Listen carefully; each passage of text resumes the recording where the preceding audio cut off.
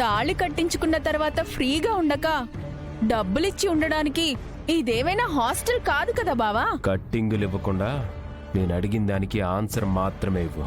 పని గట్టుకొని మాట్లాడుతున్నారంటే ఆశ్చర్యం వేసి పని కూడా ఆపేసుకోవాల్సి వస్తుంది బావా. ఇంతకీ విషయం ఏంటో? నిన్ను సంతోష పెడదాం అనుకుంటున్నాను.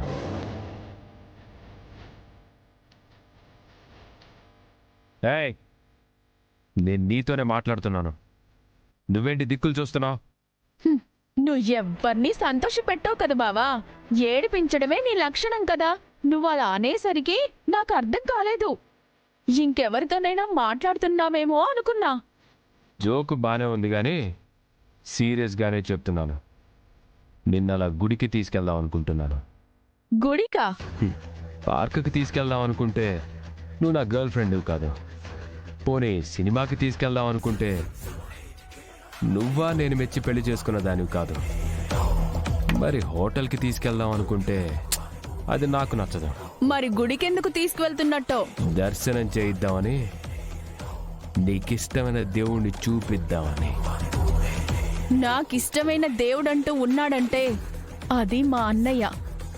ఆ తర్వాత ముక్కోటి దేవతలను ఒక్కొక్కరిని వరుసగా కొలుస్తాను. అయితే గంగనే చూద్దులే. రెడీ అవ్వు, వెళ్దాం. నువ్వు పని కట్టుకొని మా అన్నయ్యకి ఎదురు పడకు. తేడా వస్తే గుళ్ళో కూడా దెబ్బలు తినాల్సి వస్తుందని నీకు తెలుసు. ఏంటే, లక్ష్మీ నరసింహస్వామి గుళ్ళో మీ అన్నయ్య నన్ను కొట్టాడని చెప్తున్నావా? వాణ్ణి రెచ్చగొట్టడానికి అదంతా చేయాల్సి వచ్చింది. నేనాడింది కూడా నాటకమే బావా. నువ్వెప్పుడు నాటకం అది? దేనికోసం? నిన్ను చితకబాదిన కర్రను వదిలేయకపోతే మర్యాదగా ఉండదనేసి మా అన్నయ్య మీద కోపడ్డాను కదా. అది కేవలం నటన బావా. ఏంటి? అవును బావా. ఇంకొక్క 2 దెబ్బలు నీ మీద పడుంటే ఈ పాటికి నీ దశదిన కర్మ జరిగుండేది.